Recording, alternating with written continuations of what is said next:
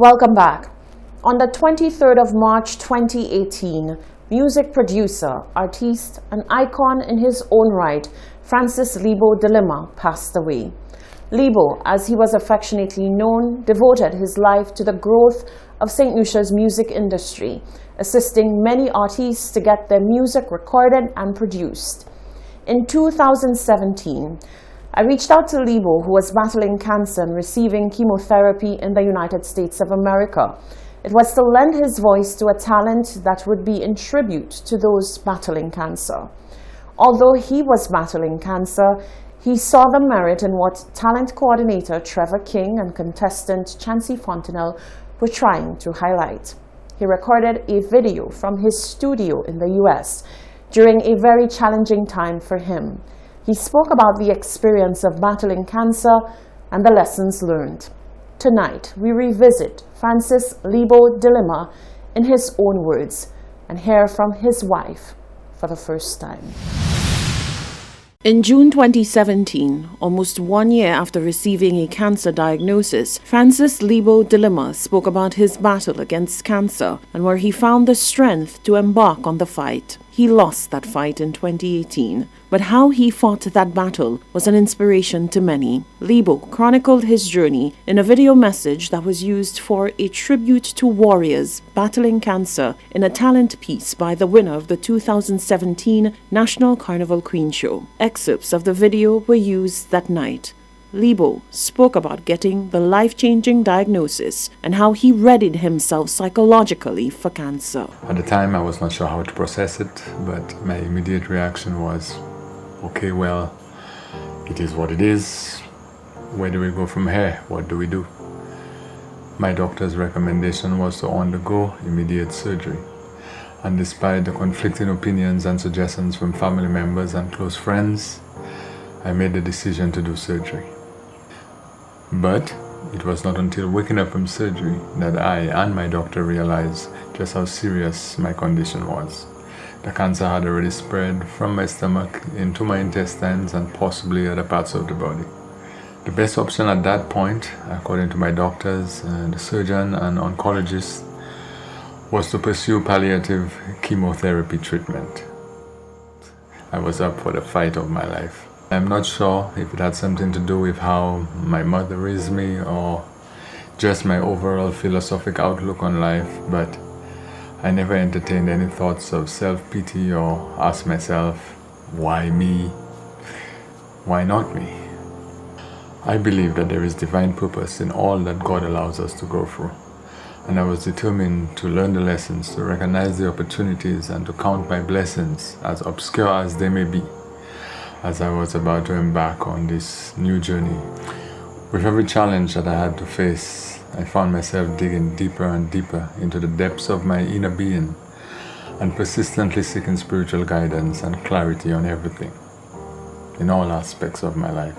Lebo displayed great inner strength during his cancer journey. He made sure to leave daily words of encouragement to friends and fans via his social media pages. And in his personal life, he was even more careful to wrap his family in a blanket of love and support, knowing what they would go through when he passed. His wife, Amanda de Lima, says he departed this life only after giving comfort to her and their only daughter. She marveled at how he was able to give his family peace, even while he was suffering.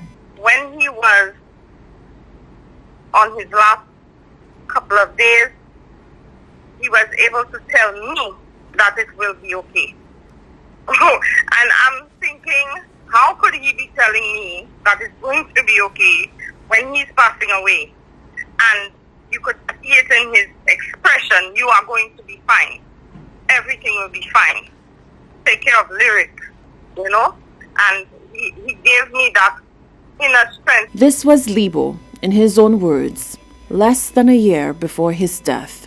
He urged empathy and support for those who were not just battling cancer, but those who had suffered great losses. The separation from my family and loved ones, the time spent in contemplative thought, all this continues to fuel my spiritual growth and has led me to become more sympathetic, more compassionate, more understanding of the suffering so many others whose pain, suffering, and losses are relatively greater than mine. Indeed, who feels it knows it. I am grateful. So, no matter how broken down you may become, regardless of how difficult the challenges you may face, rise, breathe, and walk it out. Where there is life, there is hope. Lebo's family has extended immense gratitude for the continued outpouring of support for the family on this, the anniversary of his passing. For many years to come, St. Lucian Society will speak about the legacy of Lebo's music, his Heights music productions, his pioneering musical sounds, and his philanthropy towards up-and-coming artists. But his greatest legacy, as told by him, is his daughter, Lyric Delima, a young woman who is comforted by the strength of her father and the love that reverberates around her from so many who loved him. Now the mayor, Peterson Francis, is coming to the defense of his brother, National Security Minister Herman Gill Francis, over statements made against him by Vieux Fort South MP Dr. Kenny Anthony. Rochelle Gonzalez tells us more in this report. Less than 1 week ago, former Prime Minister Dr. Kenny Anthony had much to say about the man poised to challenge him for the Vieux Fort South seat. Dr. Anthony said National Security Minister Herman Gill Francis has done a dismal job in ensuring citizen safety and security despite presenting himself as the man with all the answers to solve the country's crime problem. On Tuesday, Francis's brother, Castries Mayor Peterson Francis, came to the minister's defense, stating that Dr. Anthony should delve further when delivering the details and statistics of crime on island. I'm not defending my brother, but we are looking at national security. But he's in the house gloating last week that we have 60 murders. That's the worst minister of national security. But he never mentioned how many murders he have had in his constituency and what he is doing as the leader of his constituency to bring people together, work in the police, work in the churches, work in the community groups, working with young people. What is he doing? He has not done anything. He have not even mentioned, in the 60, how many is from his constituency? And we have to be serious. I'm not defending my brother, but let's look at it. Mayor Francis said by gloating about the statistics, Dr. Anthony is not making matters of crime any better. Are you surprised that we had 3 found murders over the weekend? But it's something that is fashionable now. But when you have leaders, a former prime minister, so I'm very surprised you only have 3. Never, for once in the 60 that he was gloating to say, offer his sympathies to the family. We don't want any murders in St. Lucia. He have not even offered. But that is political points. The 2020 figure of 60 homicides was a record high for the island. Reporting for Hot 7 News, I am Rochelle Gonzalez. The SLP candidates for Babonneau and the current MP are at loggerheads over the construction of a new Lage school. According to Dr. Virginia Albert Poyot, Lage residents are angry with the parliamentary representative for not building one as yet.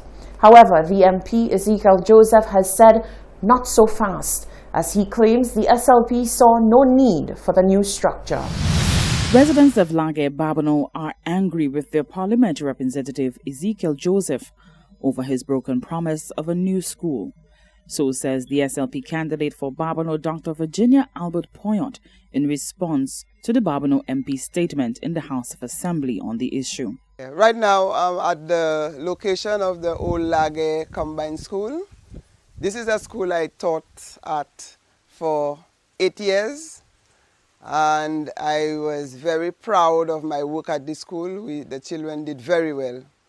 But it is over 50 years since this Green Heart building was erected here, and that building has outlived its usefulness. And it's over 10 years that the current parliamentary rep promised to give the people at Lage a new school. And it is long overdue. This is just like the remains of the school.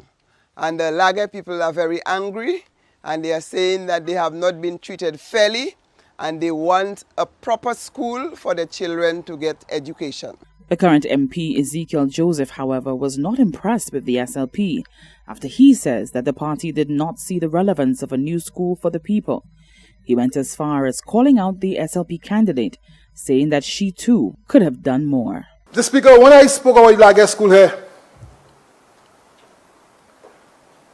the leader of the opposition, member for Castres East, told us why they did not build a school in Lage. Why Lage did not need a school.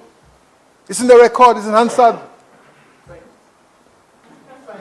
It's in Hansard. Why Lage do not need a school. You know, it's in Hansard, Mr. Speaker, and he gave all the figures of the population as far as the school is concerned, trying to justify that Lage did not need a school. And now I'm hearing the one going up against me, Mr. Speaker, Dr. Virginia Albert Poyot, speaking to the need for Lage to have a school, Mr. Speaker. And I say, what's the hypocrisy, Mr. Speaker? What's the hypocrisy, Mr. Speaker? But she was not teacher when she was chairman of the Babonneau District Council. She was not teacher when she was the de facto minister of parliamentary representative of Babonneau. She did not know about a school for Lage. She did not agitate for the school for Lage at the time. Poyot hopes that the announcement by the MP in Parliament was not just lip service. I have been raising the issue and I have spoken to the people at Lage. And after I raised the issue, I understood that the parliamentary rep is looking at having a sword turning. I hope it is not another empty promise that he is going to give the Lage people. I will see to it, I will keep the pressure on, and I will ensure that the Lage people fight for what they justly deserve. During the debate, the MP announced that the construction of the new Lage school would begin before the next general elections. For the Hot 7 News, Nisha Charles reporting. Thank you very much, Nisha. You're watching the Hot 7 TV Nightly News. We'll be right back.